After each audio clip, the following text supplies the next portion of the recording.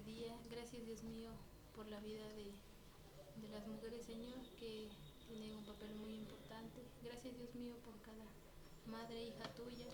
Gracias, Señor, por la vida de nuestros siervos, Señor, quienes comparten la palabra. Bendice, Señor. Y también por estos chicos, por Joás y por Pedro. Gracias, Dios mío. Bendice el estudio y gracias por la vida que le das a Beca. En nombre de Jesús, amén. Amén. Entonces, muchas felicidades, nuestra beca. Continuamos con nuestro estudio de Hechos. Hechos capítulo 12, para los que tienen ahí sus Biblias. Hechos capítulo 12, estamos hablando de la vez en la que Herodes, ya dijimos en el sermón y la clase pasada, no estamos hablando del mismo Herodes que mató a los niños. Entonces, la vez que Herodes mató a un apóstol, se volvió feliz, se puso feliz porque su popularidad incrementó y ahora lo que quiere hacer es congraciarse con la gente matando a Pedro, perdón. En esta imagen les puse a Herodes el Grande, así todo loco, maníaco, casi babeando, porque era malo, era este hombre malo y sus hijos pues también salieron malos, la verdad. El Herodes del que estamos hablando el día de hoy no es Herodes el Grande, el del Mateo capítulo 2, el que mata a los niños. Herodes el Grande tuvo varios hijos, como les comenté ahí abajo, y Herodes Felipe fue uno de ellos, Herodes Antipas, Herodes Filipos. Después vinieron sus nietos, Herodes Agripa, Aristóbulo, Herodes, Herodías. Y Herodes Agripa tuvo otro hijo, que es Herodes Agripa II. Entonces, el primero de los Herodes, Herodes Agripa, es el que mata a Jacobo, es el que estamos hablando en este momento, es el nieto de Herodes el Grande. Herodes el Grande es aquel que estaba en tiempos de Zacarías, aquel que estaba en tiempos de Jesús como bebé, pero Herodes Agripa primero era su nieto y de él estamos hablando el día de hoy. Entonces, la historia relata cómo Pedro es apresado, como después de haber matado a espada a Jacobo, el hermano de Juan, a Herodes se le ocurre el apresar a Pedro, llevarlo a la cárcel para poder enjuiciarlo y obviamente iba a salir algo mal, lo mataba y la gente quizá le iba a aplaudir y iba a decir, wow, este hombre es brutal. Pero ya dijimos, ¿por qué cae la iglesia en odio delante de toda la población? Es decir, en los capítulos previos se nos mencionó que la gente tenía un gran respeto a los de la iglesia, que en el capítulo 5 de Hechos, después de que mueren Ananías y Zafira, la gente respeta a la iglesia. La gente se da cuenta de los milagros que hace Pedro en el capítulo 3, como sanar al lisiado, y la gente admira a estas personas. ¿Cómo es que aquí en el capítulo 12 la gente del pueblo de Israel ya cayó en la idea de odiar a los apóstoles, de decir, si los matan estamos felices? Repetimos, quizá haya dos razones. Número uno, que ellos le dieron la bienvenida a un soldado, un centurión romano, le dieron la bienvenida a la iglesia como parte del cuerpo de Cristo. No sabemos si Cornelio fue a Jerusalén en algún momento, eso no lo sabemos. Pedro sí comparece delante del liderazgo de Jerusalén y les explica lo que pasó. La iglesia acepta a este gentil como parte de la iglesia, pero la gente no está muy feliz. La gente dice, ¿por qué un gentil? Y más que nada un gentil romano. Y más que un gentil romano, un soldado. ¿Por qué lo estás aceptando como parte de nosotros? Pues quizá esa fue una de las razones por las que la gente odiaba a la iglesia o la iglesia perdió el favor delante de los demás. Y número dos, el hecho de que Herodes haya mandado a matar a Jacobo a espada quiere decir que Jacobo estaba haciendo algo que podría ser considerado grave. Cuando un falso maestro, un falso profeta se levantaba, recuerden que lo apedreaban, pero cuando alguien quería engañar a toda la nación a seguir a dioses ajenos a Dios, era muerto a espada. Probablemente la gente estaba pensando eso de, me están enseñando de otro Dios, me están enseñando una doctrina falsa, me están enseñando una secta, pero en realidad no era así. Entonces, Jacobo es asesinado, Pedro es apresado y Pedro entonces es llevado a la cárcel y la historia vamos a ver el día de hoy cómo nos relata la liberación de Pedro. Nos dice la Biblia que estaban cerca de la fiesta de la Pascua en los días sin levadura, en los días de los panes sin levadura, perdón, y que iban a enjuiciar a Pedro. Entonces, el versículo 6 en adelante relata lo que está pasando. La noche antes de ser sometido a juicio, Pedro dormía sujetado con cadenas entre dos soldados. Otros hacían guardia junto a la puerta de la prisión. Es decir, cuando Herodes toma a Pedro como preso, ¿qué es lo que hace? Luego lo mata. No, dice, voy a esperar ahí que pase la fiesta de la Pascua para que los judíos ya no estén poniendo atención a esa cuestión de la fiesta y ahora pongan atención al juicio que yo le voy a hacer a Pedro y en el cual pues pensábamos que se iba a matar a Pedro. Pasa algún tiempo en la cárcel, no sabemos cuántos días, y Pedro está a punto de presentarse ante el juicio.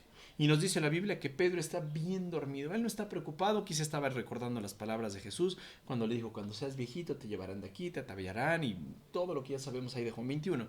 Entonces Pedro estaba tranquilo, Pedro no estaba preocupado, nos dice la Biblia, dormía sujetado con 2 cadenas entre 2 soldados. Quizás sabía Pedro, bueno, si Dios me libera, pues adelante, si no me libera Dios, pues adelante también, yo voy a estar tranquilo. Pero la cosa es que Pedro estaba acostado, tenía 2 soldados acostados junto a él, los soldados estaban encadenados junto con Pedro. Y aparte había otros soldados, como ya dijimos, había 16 soldados en total resguardando a Pedro. Había grupos de 4, escuadrones de 4 cuidando a Pedro. De repente, una luz intensa iluminó la celda y un ángel del Señor se puso frente a Pedro. Y en algún momento en la noche esto ocurre y esta luz intensa nos dice la Biblia que sí iluminó la celda. Es decir, sí llegó esa luz, pero por alguna razón no la vieron los soldados. Por alguna razón... Eso es algo que solamente Pedro estaba consciente de haber visto. Y nos dice la Biblia que el ángel lo golpeó en el costado para despertarlo y le dijo, rápido levántate, y las cadenas cayeron de sus muñecas. A mí me gusta esta palabra que ocupa Lucas, que dice, el ángel lo golpeó. No dice, oye Pedro, ¿te puedes levantar? No dice, le habló suavemente o le gritó siquiera. No dice que le dio unas palmaditas, dice, lo golpeó. Me gusta eso, como tal vez habla del... sueño profundo que tenía Pedro, le tiene que dar sus chiringuazos el ángel, lo golpeó en el costado para despertarlo y le dijo, rápido, levántate Pedro. Las cadenas en ese momento, nos dice la Biblia, cayeron de sus muñecas. Y después el ángel le dijo, vístete y ponte tus sandalias. Uno podría haber pensado, ay, pues es un escape de la prisión, pues rápido, apúrate, salte, así como estés, pero nos dice la Biblia que tuvo tiempo de vestirse y ponerse sus sandalias. De tal manera que Pedro lo hizo y el ángel le ordenó, ahora ponte tu abrigo y sígueme. Entonces Pedro, él pensaba que estaba dormido, que estaba viendo una visión. Total, ya vimos que tuvo una visión ahí en el capítulo 10 de Hechos. Y pues Pedro sigue al ángel, se viste, se pone su ropa, se pone su abrigo. Pasaron el primer puesto de guardia y luego el segundo y llegaron a la puerta de hierro que lleva a la ciudad. Es decir, pasaron las puertas que estaban ahí vigiladas por los soldados. Pedro y el ángel iban ahí los dos caminando y esta puerta se abrió por sí sola frente a ellos. De esta manera cruzaron la puerta y empezaron a caminar por la calle y de pronto el ángel lo dejó. Ya salió Pedro de la cárcel, ninguno de los soldados se percató, ni los que estaban dormidos ahí, ni los que estaban en la guardia. ¿Por qué? No sabemos, no nos dice la Biblia si no se dieron cuenta, si se quedaron dormidos, si quedaron en un trance. No se nos explica más, solamente sabemos que esto ocurrió. Y finalmente, ya cuando Pedro está en la calle, está solito, y el ángel desaparece, nos dice la Biblia, Pedro volvió en sí. De veras es cierto, dijo, el Señor envió a su ángel y me salvó de Herodes y de lo que los líderes judíos tenían pensado hacerme. Recordemos que él había sido puesto en la cárcel no por lo que había hecho, no porque hubiera hecho alguna cuestión mala, sino porque querían agarrar a la persona que era el líder de esta religión de los cristianos, de este movimiento de los cristianos, y Herodes se quería congraciar con la gente, de tal forma que pudieran aplaudirle, decirle, bravo Herodes, eres el mejor rey de todos, te amamos, te adoramos, ya mataste a Jacobo, ya mataste a Pedro, excelente. Nos dice la Biblia que cuando Pedro se dio cuenta de esto, fue a la casa de María. ¿Quién era María? La realidad es que no sabemos. Quizá era una de las mujeres que seguían a Jesús en su ministerio. Esta María probablemente era una mujer que tenía ciertos recursos, por lo que tenía una casa grande en la cual se reunían los cristianos. Incluso en una Biblia, en un comentario bíblico, encontré en la Biblia de estudio que tal vez ahí en la casa de María, no estamos seguros, pero quizá fue en el aposento alto donde Jesús tuvo la última cena y quizá ese fue un lugar en el que se reunían los judíos, pero no lo podemos saber. Lo que sí sabemos es que Pedro de alguna manera estaba consciente de que había cristianos reunidos ahí. No sabemos si mientras su estancia en la cárcel alguien lo fue a visitar. Pedro, estamos orando por ti. ¿Dónde? En la casa de María. Ah, perfecto. No sabemos si de por sí se reunieron ahí, no tenemos idea, pero Pedro sabía que en la casa de María había muchas personas. Esta casa de María, pues de que se nos da un dato extra, es de que era la madre de Juan Marcos. Juan Marcos era el familiar directo de Bernabé. Más adelante vamos a ver que Bernabé lo jala para el ministerio. Juan Marcos, al final, pues pudo haber sido algo inmaduro. Se separa de Pablo, y Bernabé. Pablo y Bernabé tienen un altercado por él. Bernabé lo quiere seguir jalando. Pablo le dice para nada porque tal vez sea inmaduro. Juan Marcos entonces se queda con Bernabé. Pablo toma a Silas y sigue en su camino. Y este es el Juan Marcos del que hablamos. Juan Marcos probablemente se juntó con Pedro y quizá Pedro fue el que supervisó el trabajo de Marcos para poder escribir el nombre el evangelio que lleva el nombre de este hombre. Es decir, el Evangelio de Marcos fue escrito por este Juan Marcos, quien después probablemente se juntó con Pedro, y como necesitaban la aprobación de un apóstol para decir que un evangelio era cierto, que era real, que era inspirado, entonces Marcos tuvo la aprobación de Pedro, y por eso tenemos el Evangelio según San Marcos. Bueno, de este Marcos se habla, su madre se llamaba María. No sabemos más de su padre, no se menciona, algunos piensan que era viuda. Donde muchos se habían reunido para orar. Es decir, en su casa había muchos cristianos, no sabemos cuántos sean, un montón de cristianos que habían en su casa, estaban orando y de repente tocó la puerta de la entrada. Tenían una puerta de la entrada y Pedro estaba tocando y una sirvienta llamada Rode fue a abrir. Entonces, Rode escucha que alguien está tocando a la puerta. Cuando ella reconoció la voz de Pedro, se alegró tanto que quizá ella hizo lo que nosotros haríamos igual, pero pues ella quedó registrado aquí lo que hizo, nosotros nos avergonzaríamos de decirlo. Pero ella se puso tan feliz de escuchar a Pedro, no lo creía, que dejó a Pedro afuera. Nos dice la Biblia, cuando ella reconoció la voz de Pedro, se alegró tanto que en lugar de abrir la puerta, corrió hacia adentro y le dijo a todos: Pedro está a la puerta, Pedro está aquí afuera. Y los demás, como buenos cristianos, ya saben, creen en el poder de la oración, como sabían que Dios iba a responder sus plegarias, le dijeron: estás loca, estás chiflada, te falta un tornillo, quizá estás así toda orate, mal de tu cabeza. Estás loca, le dijeron. Como ella insistía, llegaron a la conclusión: debe ser su ángel. Noten una cuestión interesante. La iglesia estaba reunida para orar.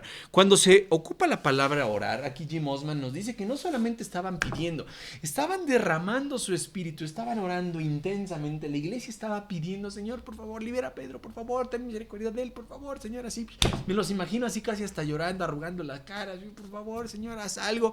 Pero estaban orando sin tanta fe.